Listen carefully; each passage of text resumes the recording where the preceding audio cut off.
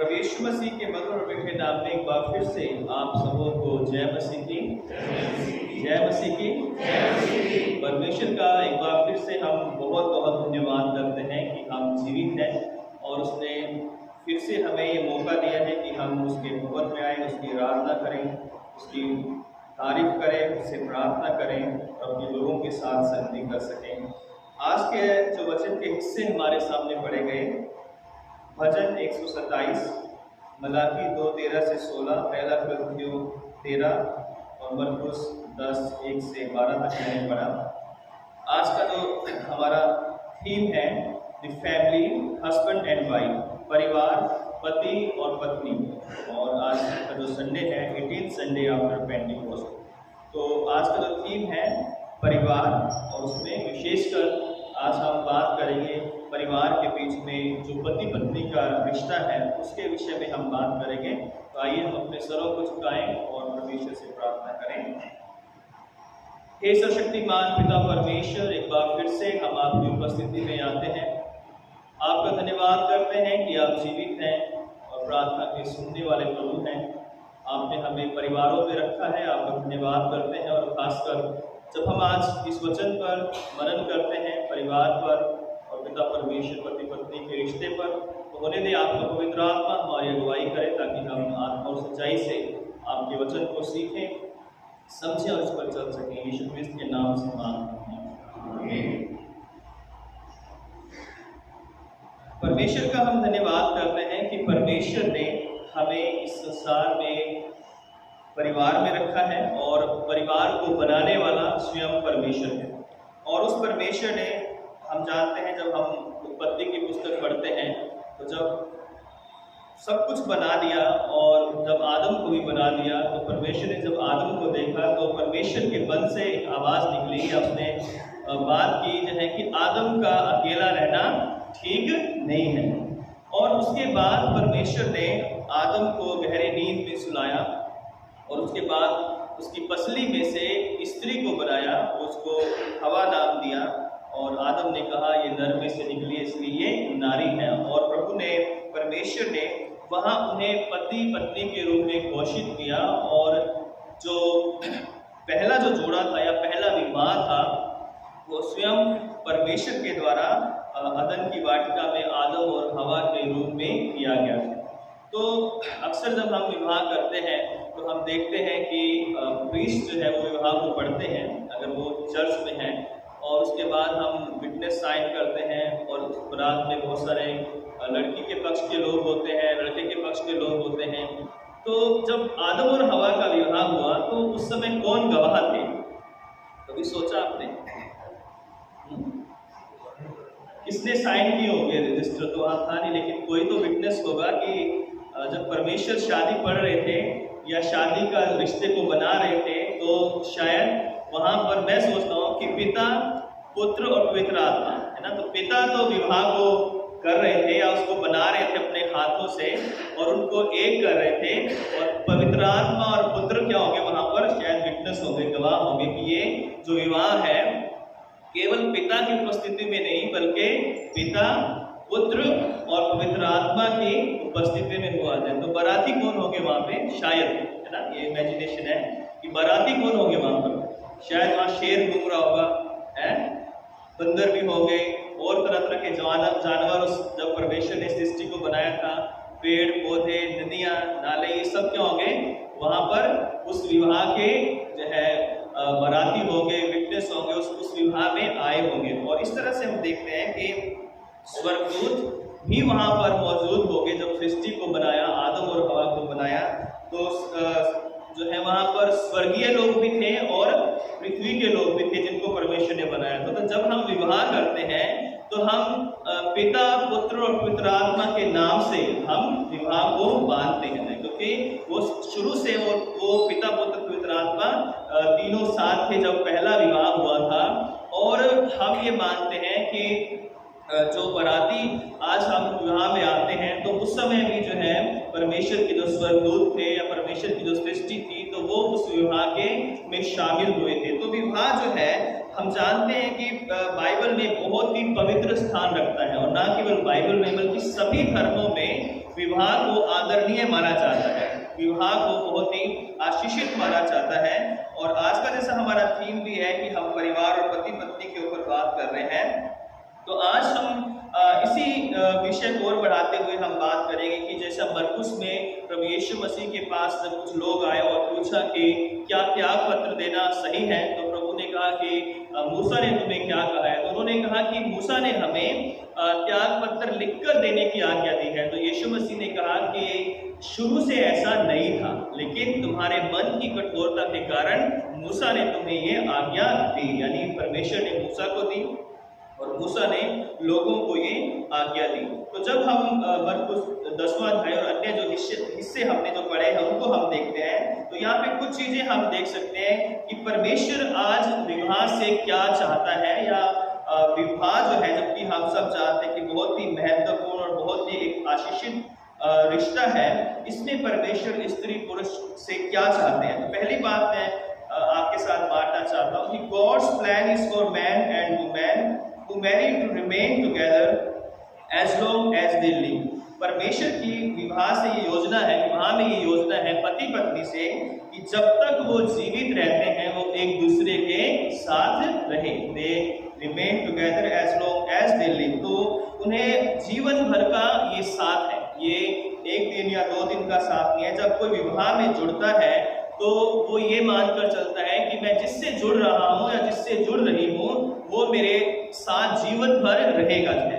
क्योंकि अगर विवाह में पहले ही शक हो कि अरे हम 2 साल बाद या 1 साल बाद अलग हो सकते हैं, तो कोई भी व्यक्ति विवाह नहीं करेगा, कोई भी परिवार अपने बच्चों के विवाह के लिए आगे नहीं बढ़ेगा। जिनको ये पॉसिबिलिटीज लगती हो कि 2 या 3 या 4 साल में विवाह ये टूट सकता है और तलाक हो सकता है, और ऐसे में कोई विवाह के लिए नहीं जाएगा। लेकिन जब विवाह होता है तो हर किसी की ये कामना या प्रार्थना, ये या कहें कि ये परमेश्वर की योजना है कि जब परमेश्वर ने पति पत्नी को विवाह के बंधन में जोड़ा है, तो ये जो विवाह है वो जीवन भर का है।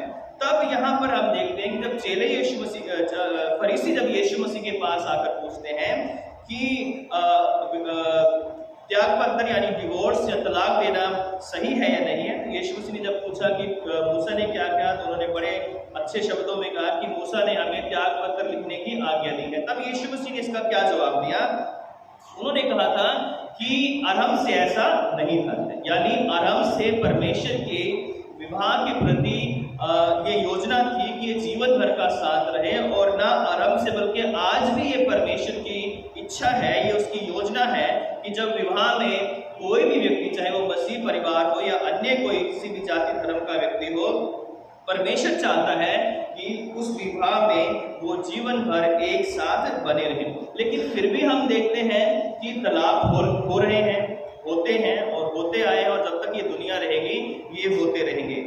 और इसमें जो है एक बात जो मैंने इस पर गौर किया कि यीशु मसीह ने कहा कि तुम्हारे मन की कठोरता के कारण ऐसा जो है मूसा ने लिखा था, यानी परमेश्वर कभी भी तलाक के पक्ष में नहीं है। वो कोई ऐसा रीजन नहीं है, एक रीजन को छोड़ के, व्यभिचार का रीजन को छोड़ के और अन्य कोई रीजन नहीं है। लेकिन उसके बाद उस भी शुरू में जब परमेश्वर ने जब विवाह किया था तो उसमें तलाक का कोई स्थान नहीं था। लेकिन मन की कठोरता क्या है?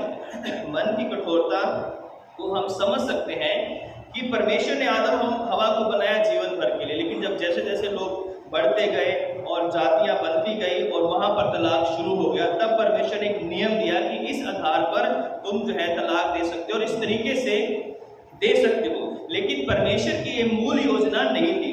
तो जब हृदय कठोर हो जाते हैं, और आज भी देखते हैं जो तलाक के कारण होते हैं वो हृदय के कठोर होना है ना। हृदय के कठोर होने में हम देखते हैं कि बहुत सारी बातें हम उसमें उस पर हम देख सकते हैं कि पहली बात कि जब हृदय कठोर होता है तो सबसे पहले आपसी प्रेम जो होता है वो खत्म हो जाता है। जिस जोड़े के बीच में उनका हृदय कठोर हो जाता है, चाहे स्त्री का चाहे पुरुष का, तो उनका प्रेम समाप्त हो जाता है। दूसरी बात कि उन्हें फिर हर एक बात में दूसरे की कमी नजर आने लगती है। छोटी छोटी बातों में अपने पार्टनर की कमियां नजर आने लगती है। तीसरी बात कि एक दूसरे पर बहुत ज्यादा क्रोध आने लगता है ना। जब हृदय कठोर हो जाता है तो क्रोध वहां पर आ जाता है। शक जो है एक बहुत बड़ी बीमारी बन जाती है जब हृदय कठोर हो जाता है। एक दूसरे की केयर ना करना है ना, कहते हैं कि भाड़ में जाए है ना। तो ऐसे में जो है जब हृदय कठोर होता है तो शक उत्पन्न होता है, एक दूसरे की परवाह नहीं होती है, अपनी जिद पूरी की जाती है। हाँ मैंने ये करना है तो करना है, तुम्हें अच्छा लगे चाहे बुरा लगे, मैं तो ये करूंगा ही या मैं तो ये करूंगी ही चाहे। फिर इससे आगे जब बातें बढ़ती हैं तो गाली गलौज, मारपीट और तरह तरह के दोष लगाना ये सब आते हैं। कई बार नशा, या चाहे वो स्त्री की तरफ से हो या पुरुष की तरफ से हो, तो कई बार नशा परिवार से ज्यादा अच्छा लगने लगता है। शराब हो या चरस हो या गांजा हो या अन्य कोई भी नशे जब लोग करते हैं तो फिर वो अपने परिवार को कोई महत्व नहीं देते, ना अपनी पत्नी को ज्यादा महत्व देते हैं, ना बच्चों को महत्व देते हैं, उनकी क्या जरूरतें हैं, उनको क्या चाहिए है, उनकी पढ़ाई लिखाई क्या है, नहीं, उन्हें सिर्फ अपने नशे से मतलब होता है कि हमें सिर्फ अपने नशे में सुबह से लेकर शाम तक डूबे रहना चाहिए। एक दूसरे का आदर समाप्त हो जाता है, फिर उनमें जो आपसी रिस्पेक्ट होती है वो खत्म हो जाती है।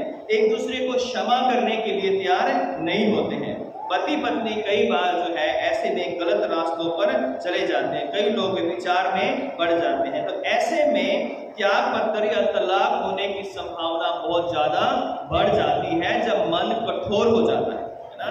क्योंकि अगर प्रेम है तो प्रेम मन को नम्र और दीन और क्षमाशील और कोमल बनाता है, लेकिन जहाँ हृदय कठोर हो जाता है वहां पर ये बातें और भी इससे ज्यादा बहुत सारी बातें जो पाप की, बुराई की, एक दूसरे पर दोषारोपण की हो सकती हैं। और ऐसे में लोग जो है अपने विवाह में आशीष नहीं परंतु लड़ाई झगड़े, मन मुटाव और तलाक तक जो है वो पहुंच जाते हैं।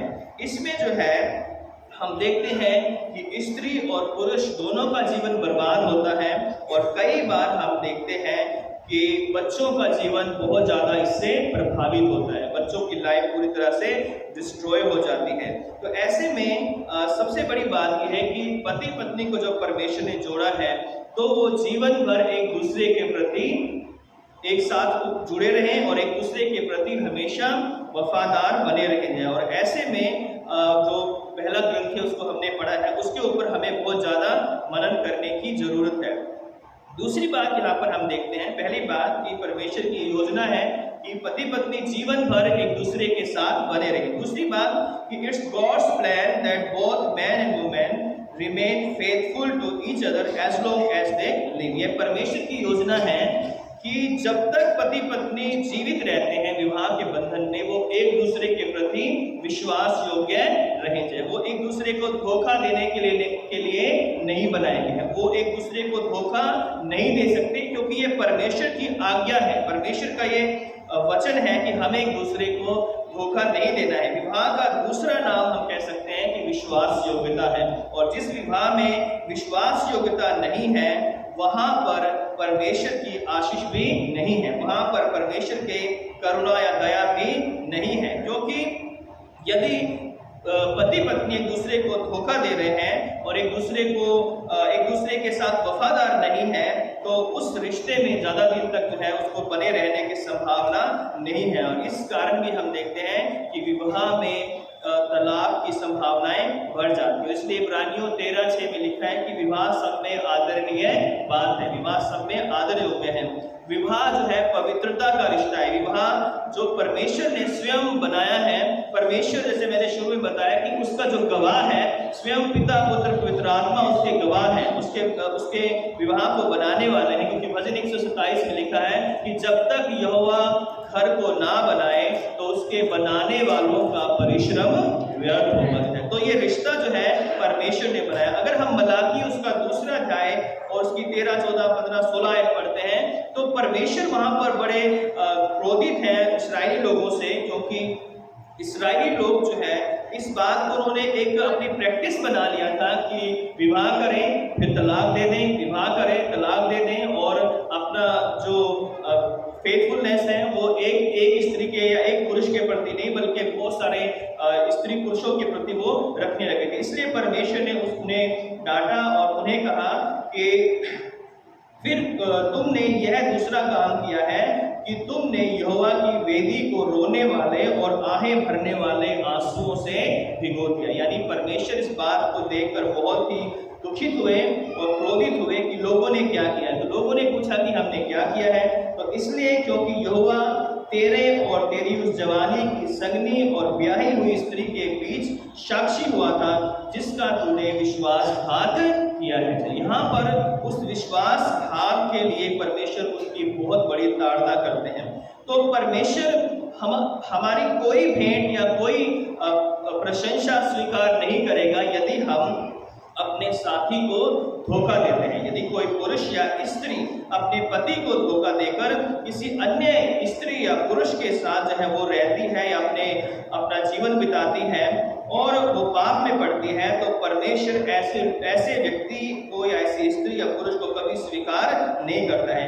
परमेश्वर विवाह में स्वयं साक्षी था और इसलिए परमेश्वर की ये वाचा है, इस वाचा का जो गवाह है वो परमेश्वर है। विवाह परमेश्वर के सामने की गई एक वाचा है जिसमें पति पत्नी कहते हैं कि मैं सुख में, दुख में, गरीबी में, तंगहाली में जो है प्राण देने तक तेरे प्रति वफादार रहूंगा या रहूंगी है। और इसलिए जो है क्योंकि परमेश्वर खुद इस विवाह में की वाचा परमेश्वर की वाचा है, खुद इसमें विवाह में परमेश्वर उपस्थित होते हैं। परमेश्वर ने यह भी कहा गया कि जवानी की संगनी अर्थात ब्याही हुई स्त्री परमेश्वर की ओर से एक आशीष है। अगर उसको कोई धोखा देता है, उसको कोई त्यागता है इसलिए कि वो किसी अन्य स्त्री या पुरुष के साथ रहना चाहते हैं, तो ये परमेश्वर की दृष्टि में परमेश्वर के अनुग्रह को ठुकराना है। क्योंकि नीति वचन में लिखा है 18:22 में कि जिसने स्त्री ब्याह ली उसने उत्तम पदार्थ पाया और उस पर यहोवा का अनुग्रह हुआ है। और जिस पर यहोवा का अनुग्रह हुआ है, तो यदि वो व्यक्ति अपनी पत्नी या अपने पति को धोखा देता है तो वो उस परमेश्वर के अनुग्रह को ठुकरा देता है कि मुझे परमेश्वर के अनुग्रह नहीं चाहिए। और जब आप परमेश्वर के अनुग्रह को ठुकराते हो तो आप पाप करते हो, हम पाप करते हैं और पाप की मजदूरी मौत है। पाप का दंड बहुत बड़ा है क्योंकि परमेश्वर ऐसे लोगों से घृणा करता है। परमेश्वर ने ही एक ही जीवन साथी को बनाया है, एक साथ कई साथियों को नहीं बनाया है। जैसा लिखा है कि इसलिए क्योंकि यहोवा तेरी जवानी की संगनी और ब्याही स्त्री के बीच साक्षी हुआ था, जिसका तूने विश्वासघात किया, क्योंकि उसने एक ही को नहीं बनाया जबकि और आत्माएं उसके पास थी। तो उसने एक ही को बनाया है और उसके प्रति हमें जीवन भर विश्वास योग्य बने रहना है। क्योंकि जब हम उसके प्रति धोखा करते हैं, उसे चीट करते हैं, तो परमेश्वर भी हमें कभी जो है स्वीकार नहीं करेंगे। और परमेश्वर ने हमें अपना जीवन साथी इसलिए दिया है कि परमेश्वर उससे अपने योग्य एक आशीषित एक पवित्र संतान को ले सके और उससे जो है परमेश्वर की सृष्टि आगे बढ़ सके। और लिखा है 2:15 में कि इसलिए कि वह परमेश्वर के योग्य संतान चाहता है ना। क्योंकि परमेश्वर के योग्य संतान वही है जो विवाह में पति पत्नी विश्वास योग्य, परमेश्वर के प्रति विश्वास योग्य रहकर जो संतानें प्राप्त करते हैं, वही संतानें परमेश्वर की ओर से आशीषित होती हैं।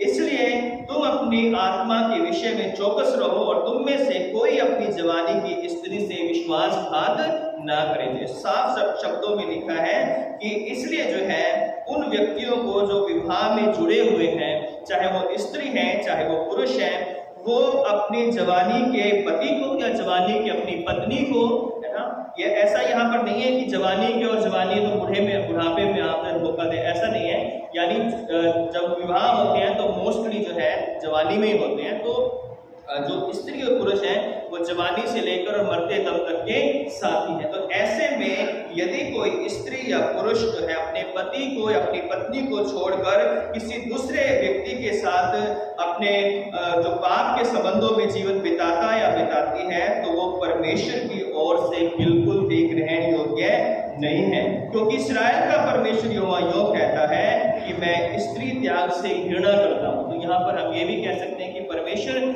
चाहे स्त्री त्याग हो चाहे पुरुष त्याग हो, है ना। आज के संसार में हम देखते हैं कि केवल जो है पुरुष ही स्त्रियों को नहीं त्याग रहे हैं, लेकिन बहुत बार हम देखते हैं कि स्त्रियां भी पुरुषों को त्याग रही हैं और उन्हें धोखा दे रही है। और ऐसा ही पुरुष भी जो है, यानी जो आदमी है वो भी औरतों को, अपनी पत्नियों को धोखा दे रहे हैं। तो इस संसार में हम बहुतायत से देख सकते हैं कि किस तरह से लोग जो है एक दूसरे को, अपने साथी को धोखा दे रहे हैं। और ऐसे में परमेश्वर कहता है कि मैं इस काम से घृणा करता हूँ, मेरे लिए ये काम घृणित है। और आगे परमेश्वर ने कहा है, और उससे भी जो अपने वस्त्र को उपद्रव से ढांपता है, जो पाप करता है, विचार करता है, परमेश्वर ऐसे लोगों से घृणा करता है। इसलिए तुम अपनी आत्मा के विषय में चौकस रहो और विश्वासघात मत करो। अपने साथी से विश्वासघात मत करो, क्योंकि सेनाओं के यहोवा का यही वचन है। परमेश्वर की ये वाणी है, परमेश्वर की ये आवाज है कि हम जो है एक दूसरे को धोखा ना दें। क्योंकि इस्राएलियों में कुछ लोगों ने ये बड़ा एक ट्रेंड बना लिया था कि विवाह करो और त्याग पत्र दो, फिर दूसरी से कर लो, फिर उसको त्याग पत्र दे दो, फिर तीसरी से कर लो, फिर उसको त्याग पत्र दे दो। तो उनका ये एक तरह से उनका काम बन गया था। ऐसे में जब परमेश्वर ने देखा कि मेरे चुने हुए लोग किस तरह से गलत कामों में पड़े हुए हैं, पाप में पड़े हुए हैं, तो परमेश्वर ने खुद जो है मलाकी के द्वारा लोगों को ये चेतावनी दे कि ये सब काम जो तुम कर रहे हो ये घृणित है, और तुमने जो है मेरी वेदी को रोने वाले और आंसुओं से भिगो दिया है। यहाँ तक कि तुम्हारी भेंट की ओर मैं दृष्टि तक नहीं करता।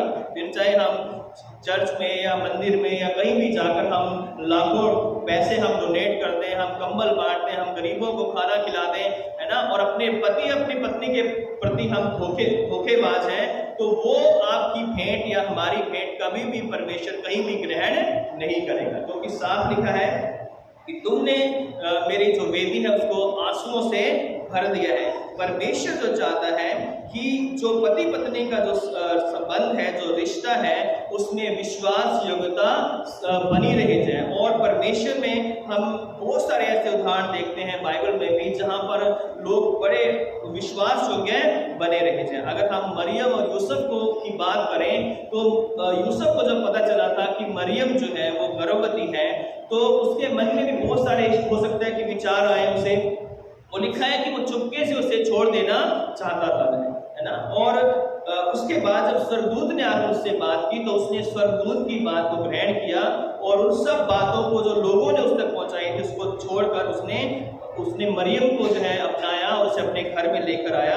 और उसके द्वारा हम जानते हैं कि हमारे संसार का मुक्तिदाता मेरे और आपको उद्धार करता है, इस संसार के अंदर आया जो है। तो इसलिए जो है विवाह में धोखा परमेश्वर को बिल्कुल भी स्वीकार्य नहीं है। और आज हम बहुत सारे लोगों को देखते हैं कि वो अपने साथियों को धोखा दे रहे हैं। वो सोचते हैं कि शायद हमें कोई देख नहीं रहा है, शायद हमें किसी को पता नहीं है, लेकिन ऐसी चीजें ज्यादा दिन तक ढकी नहीं रहती है। सच्चाई कभी ना कभी सामने आ जाती है और बाकी चीजें जो है माफ की जाती है ना, और माफ हो भी जाती है। लेकिन ये चीज जो है नीति वचन में लिखा है कि इससे मनुष्य को जलन उत्पन्न होती है, और इस जलन में जो है व्यक्ति कुछ भी कर सकता है।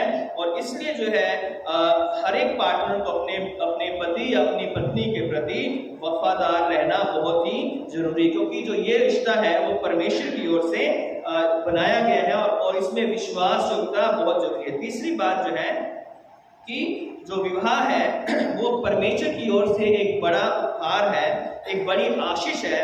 इसलिए जो है इस विवाह के जीवन को स्त्री और पुरुष को परमेश्वर की आज्ञाओं को मानते हुए प्रेम और संभाल या जो केयर होती है और आदर के साथ इस विवाह के रिश्ते को जीना चाहिए। ये परमेश्वर की बहुत बड़ी आशीष है, और इसको जब हम विवाहित जीवन को जीते हैं तो इसमें प्रेम और भरोसा, केयर, रिस्पेक्ट और जिम्मेवारी होना बहुत ही जरूरी है। और इसलिए इफिसियों में, पतरस की पत्री में, कुलसियों में बार बार जो है परमेश्वर के दासों ने कहा कि हे पतियों अपनी पत्नी से प्रेम करो। पत्नी को कहा बार बार, 3 जगह मैंने पढ़ा, इफिसियों में और कुलसियों में और पतरस के 3 अध्याय में मैंने पढ़ा कि बार बार जब परिवार के बारे में ये लोग लिख रहे थे, तो उन्होंने पहली बात ये लिखी कि हे पत्नियों अपने अपने पति के अधीन रहो, है ना। तो अधीनता का मतलब हम ये नहीं कि हम गुलाम रहें, लेकिन अधीनता का मतलब है प्रेम के साथ अपने पति का आदर करना, प्रेम के साथ अपने पति के अधीन रहना, उसकी आज्ञाओं को मानना, और प्रेम के साथ जो भी काम है अपने मिलजुल कर जो है, चाहे कोई भी हमें घर खरीदना है, अपनी जॉब की, या कहीं इन्वेस्ट करना है, कुछ भी काम जब हम करते हैं तो प्रेम के साथ मिलकर एक दूसरे के साथ करना, और पति की अधीनता में पति के साथ रहकर उस काम को करना है। फिर मैंने आगे जो है जब इन वर्सेस को पढ़ा तो वहां पे फिर पतियों को बार बार लिखा गया कि हे पतियों, अपनी अपनी पत्नी से प्रेम करो और उन्हें निर्मल पात्र जानकर उनका आदर करो, है ना, उनसे सख्ताई या उनसे कठोरता ना करो। ये नहीं कि जरा जरा बात पे जो आज नमक कम था तो तब पिटाई, नमक ज्यादा हो गया तब पिटाई, आज मिर्ची डालना भूल गए तब पिटाई, चाय में चीनी ज्यादा होगी तब पिटाई, आज ये कर दिया आज वो कर दिया। तो ऐसी छोटी छोटी बातों को लेकर अगर घर में पति जो अपनी हुकूमत जताएगा तो वो रिश्ता तो ज्यादा दिन तक ठहर नहीं सकता। इसमें इसलिए जो प्रेम होता है, प्रेम में सेक्रीफाइस होता है, त्याग होता है, और इसलिए विवाह का जो रिश्ता है उसमें पति पत्नी को एक दूसरे से जब प्रेम करना है तो वो त्याग सही है। जैसे मसीह ने कलीसिया के लिए अपने आप को त्याग दिया, उसी तरह एक दूसरे को हमें भी एक दूसरे के साथ हमें बने रहना है। तो यहाँ पर हम देखते हैं कि पति पत्नी को जो है परमेश्वर के भय में एक दूसरे की केयर करते हुए, एक दूसरे का आदर करते हुए, एक दूसरे की जिम्मेवारियां उठाते हुए अपने इस रिश्ते को जीना है। यदि हम इस रिश्ते में लापरवाही करेंगे तो इस रिश्ते में कभी भी हमें आशीषें नहीं मिलेंगी। यदि हम लापरवाह बनेंगे तो लड़ाई झगड़े शक और तरह तरह की बुरी बातें शैतान लेकर आएगा, फिर वही कि मन कठोर कर देगा, और फिर जब मन कठोर हो जाएगा तो बहुत सारे शैतानी काम हमारी जिंदगी में शुरू हो जाएंगे। और इसलिए नीति वचन 14:1 में लिखा है कि हर एक बुद्धिमान स्त्री अपने घर को बनाती है और मूढ़ उसे अपने ही हाथों से ढा देती है। इसका रिवर्स कर दो तो हर एक बुद्धिमान पति अपने घर को बनाता है और मूढ़ पति जो अपने ही हाथों से अपने घर को ढा देता है। दोनों के लिए हम इसे अप्लाई कर सकते हैं। पहला Corinthiयों 13 में हमें एक विवाह के लिए एक ईश्वरीय प्रेम का बहुत बड़ा उदाहरण हमें दिया गया है। ऐसे में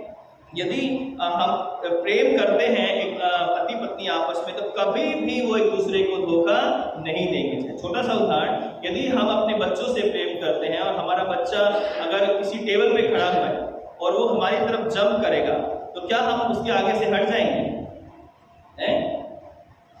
कभी भी नहीं हटेंगे। हम अगर वो टेबल से या किसी बेड से कई बार बच्चे जंप करते हैं अपने माता पिता की तरफ, तो वो पूरे विश्वास के साथ कि मेरा पिता मुझे कभी धोखा नहीं देगा, और वो बच्चे जंप कर देते हैं, है ना।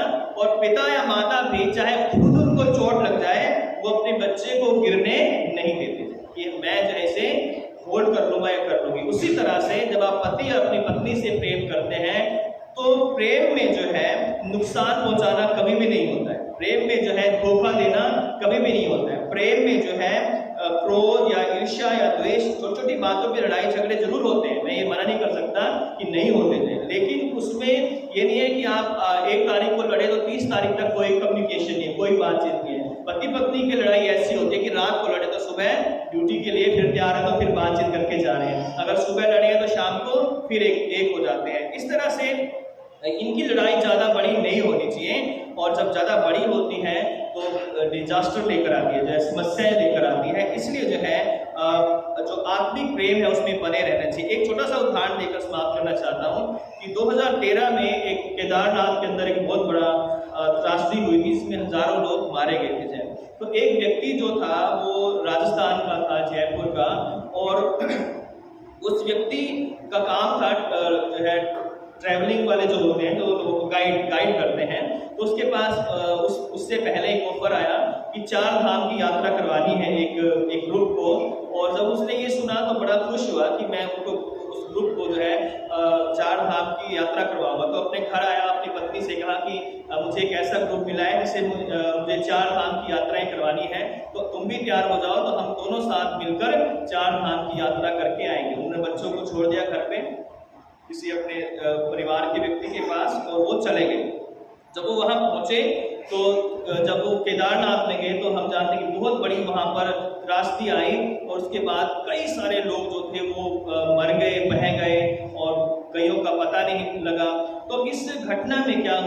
व्यक्ति की जो थी पत्नी भी उसमें लापता हो गई, बह गई कहीं, और वो व्यक्ति जो है अपनी पत्नी को जो है ढूंढता रहा कई दिन तक, लेकिन उसे नहीं मिली है। उसके बाद उसने उसकी फोटो ली और हर गांव में जो उत्तराखंड का जो उस के आसपास जो जगह थी उसमें हर गांव में वो गया जो है, और उसने उसके पास जब पैसे खत्म हुए तो उसने अपने प्लॉट बेचकर अपने उस परिवार के लोगों को दिया ताकि बच्चों की जो पढ़ाई लिखाई वो चलती रही।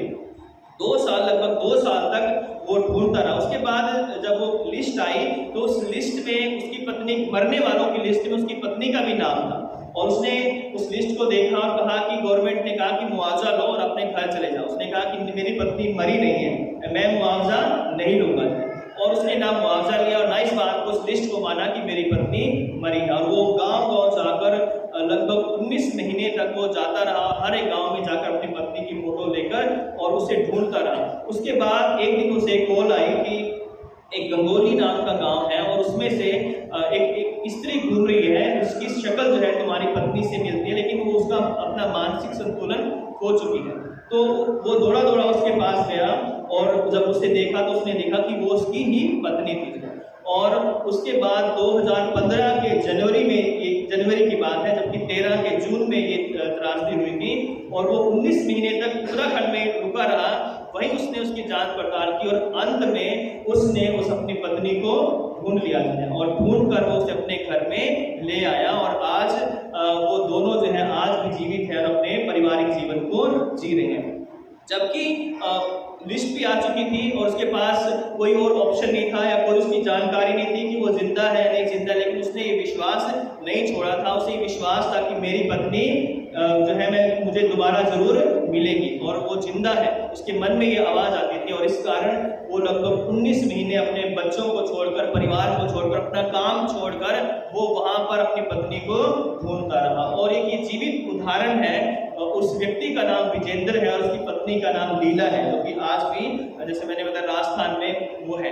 तो ये ऐसा प्रेम का उदाहरण है जहां पर सब कुछ छोड़कर एक व्यक्ति अपनी पत्नी के लिए है वो सर्च कर रहा है, ढूंढ रहा है। वो चाहता था कि बच्चों के लिए दूसरी शादी भी कर सकता था और सोच सकता था कि अब तो वो नहीं है ना, अब मुझे उसकी जरूरत पता नहीं मिलेगी नहीं मिलेगी, लेकिन वो अपनी पत्नी के प्रति उसका प्रेम था और वो वफादारी थी कि वो उस पत्नी को 19 महीने तक खोजता रहा। तो ऐसा ही प्रेम आज विवाह में, ऐसे ही विश्वास योग्यता परमेश्वर चाहता है कि हम जो पति पत्नी का रिश्ता है वो परमेश्वर की ओर से बनाया गया है, और यदि हम इसमें विश्वास योग्य रहेंगे तो परमेश्वर हमें बहुत ही आशीषित करेगा। इन वचनों के द्वारा प्रभु आप सबों को आशीष बरकत दे, अपना अनुग्रह दे कि इस विवाह के रिश्ते को हम बनाए रखें, इसमें जुड़े रहें। और यदि कोई छोटी मोटी समस्याएं, परेशानियां आती हैं तो अगर सुबह समस्या है तो शाम को उसे भूल जाए, अन्यथा ये छोटी छोटी समस्याएं जो है बाद में बड़ा रूप धारण कर लेगी तो शैतान अपना काम कर जाएगा। तो प्रभु चाहे वचनों के द्वारा आप सबों को आशीष बरकत दें। आइए प्रार्थना करें। सर्वशक्तिमान पिता परमेश्वर, आपका धन्यवाद करते हैं जो वचन बोए गए हैं पिता। सच में हम आपका धन्यवाद करते हैं कि आपने पिता परमेश्वर में परिवार में रखा है, माता पिता भाई बहनों के बीच में रखा है पिता। विशेषकर आपने पति पत्नी का जो संबंध बनाया है पिता, उसके द्वारा आपने सृष्टि का निर्माण किया। आपको धन्यवाद करते हैं जो वचन बोए गए वो हम सब के जीवन में सौ गुना फल लेकर आए, कि हम एक दूसरे के प्रति वफादार रहें, धोखा न दें और आपसी प्रेम में हमेशा बने रहें। यीशु क्रिस्त के नाम से मांगते हैं, आमीन।